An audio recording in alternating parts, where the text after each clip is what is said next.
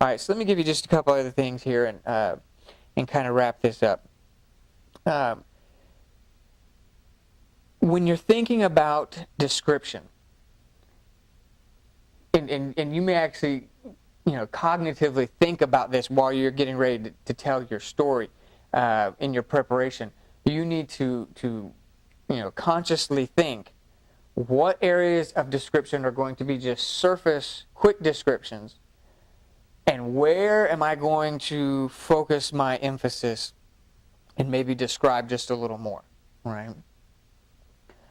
So in that story of David and Goliath, if my emphasis, the point I'm trying to make is that David's brothers just had a fight with him, and now here he is walking the walk of faith, and now all of a sudden their bitterness towards David turns to perhaps fear for his life, because they do still love him, and so and now all of a sudden that fight that they just had looms large, right? So if that's what you're trying to communicate, then maybe your focus is not so much on the other enemies, but it's on David's brave walk through the ranks of Israel and his brothers just sitting there watching.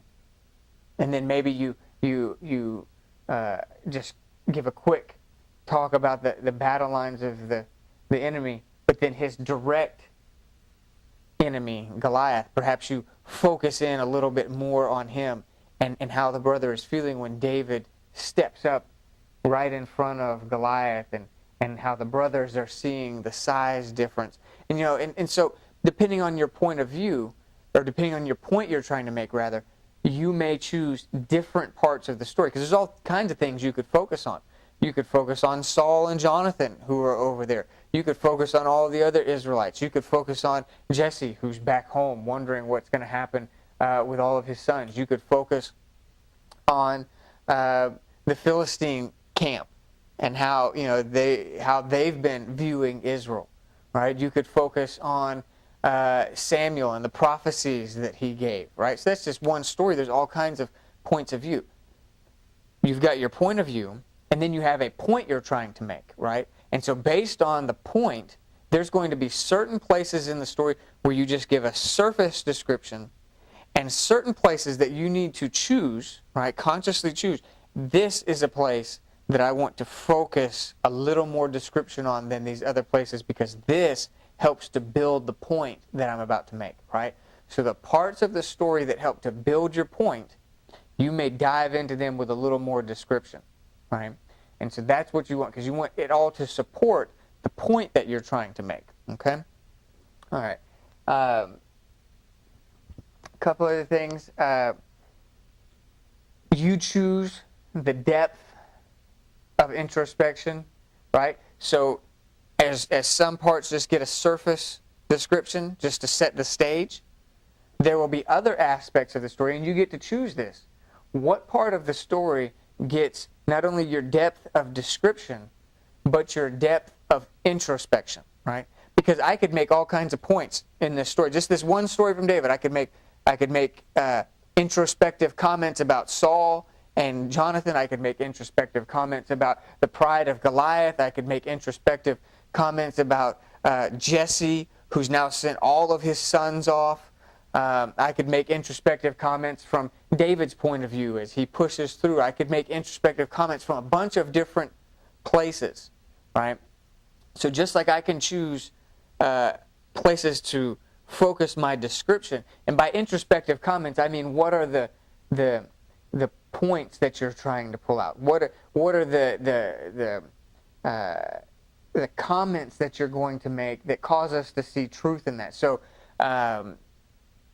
from David's point of view, if I was going to then talk about it from David's, maybe I say, look down at his sling and his 5 stones, and I talk about how his dependence is not on his weapons, right? And so I drew the description down to the humble bag with the 5 simple stones, right? And so I'm drawing a little bit of the description there, because my introspective comment is going to be about that, about how he has now put his trust not in the glamorous weapons of the Philistines, not in the royal armor of King Saul, but in a humble bag with 5 stones that he found in a riverbed. He's going to really put his trust in the Lord. And so that's my introspective comment, that he's actually really trusting in God, not in the weapon. He has the weapons, but his trust is in the Lord. And so I'm using my detail, what I'm drawing the person's attention to correspond with that kind of introspective point that I'm about to make out of the story. Right? And then probably I want to conclude with this thought of attitude. Right?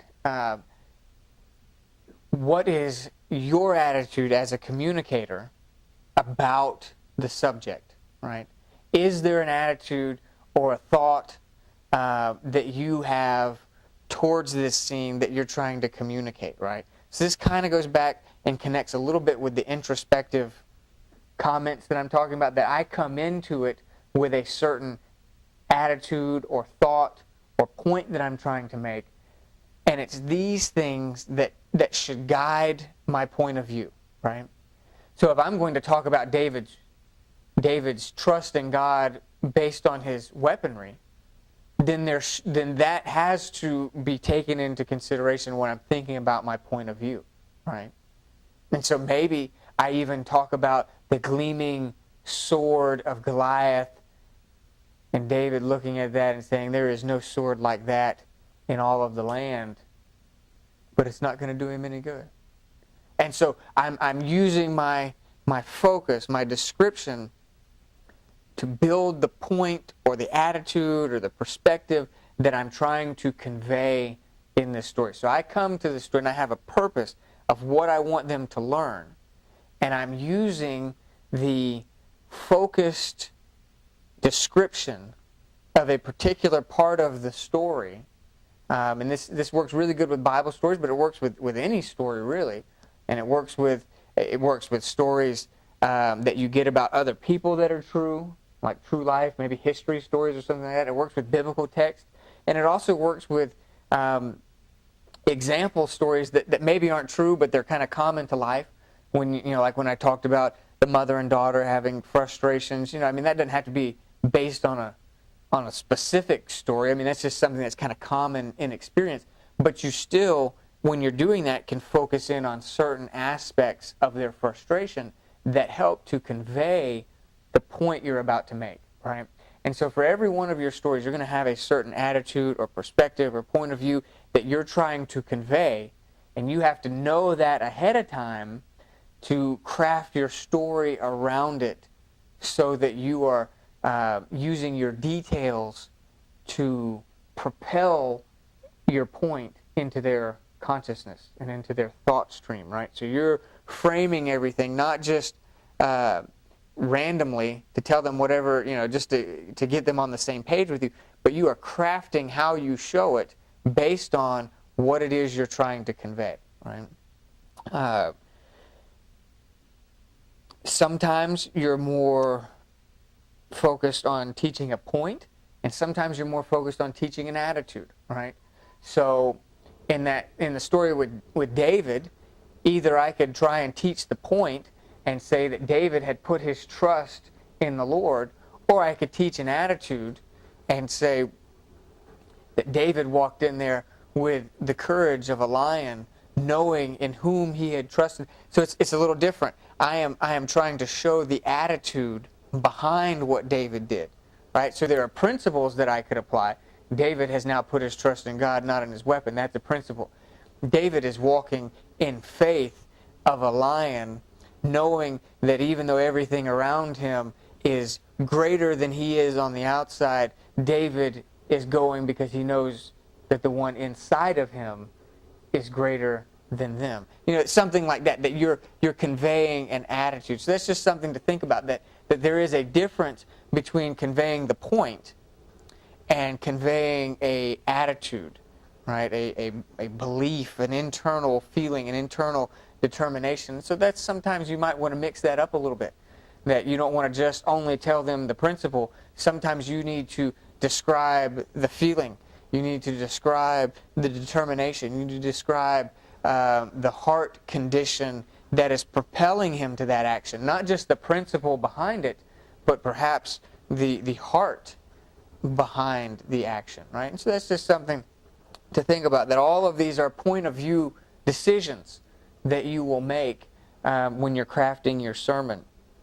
And then, you can, if you're dealing with attitude, sometimes just, every once in a while, instead of just describing the attitude, sometimes you can convey it with body language. If it's frustration, you could say, "Oh." So instead of saying to them just frustration, you use your body language, frustration, and you do something like that, right? That you are not just describing it to them, you are capturing it for them through your body language, right? So particularly with attitude, or sometimes if it's boldness, you set your back up straight and you talk about boldness in the kingdom, something like that. That you don't just say boldness, you capture boldness with your body language. So that's something that you can throw in. Or if it's a sad emotion, maybe you lower your tone, because you're not just trying to tell them that it's sad, you're trying to capture sadness in your communication, right?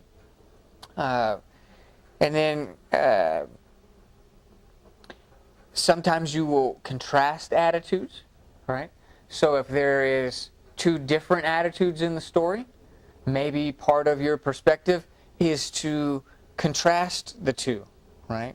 And so you are crafting these two different points of view because you're showing the strengths and weaknesses of both. Or perhaps you're telling a story from two different points of view, which you got to be careful with that because it takes a little bit of skill.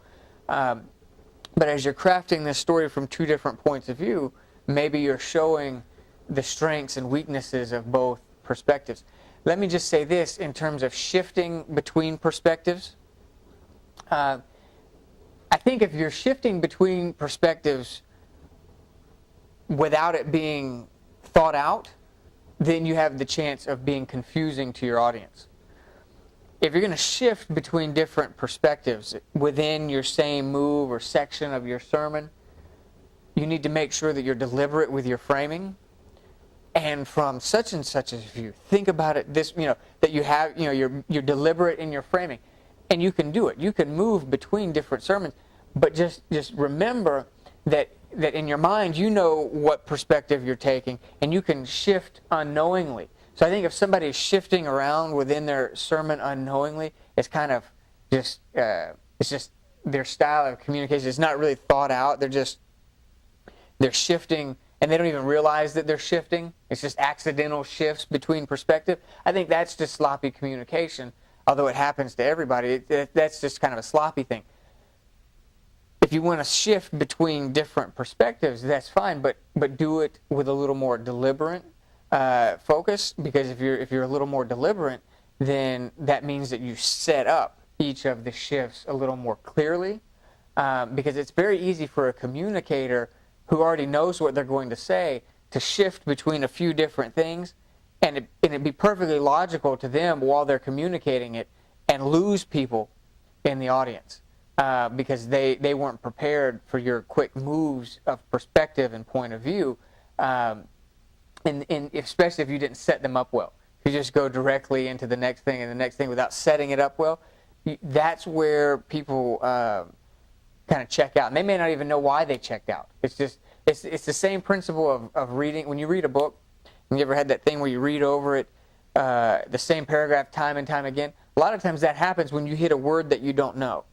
And you may not even realize that's why it is. And you just read over it 3 or 4 times, and you're thinking, why can't I finish this paragraph? Almost always you will go back to a word that you may know what the word is, but you may not have a real clear definition of what it is. And so your brain hits that point and it loses focus, right? Same thing happens in communication. If people hit a place where the shift was too quick and they didn't follow your movement of perspective and point of view, a lot of times their brain just loses it, and they're hearing you, but they're no longer really following your train of thought because you shifted. And they're not going to be able to say, well, I lost you here. Most of the time people can't. They just know, yeah, it was a little vague for me right there at that spot, right? So anyways, keep that in mind. Be deliberate. And then probably one last thing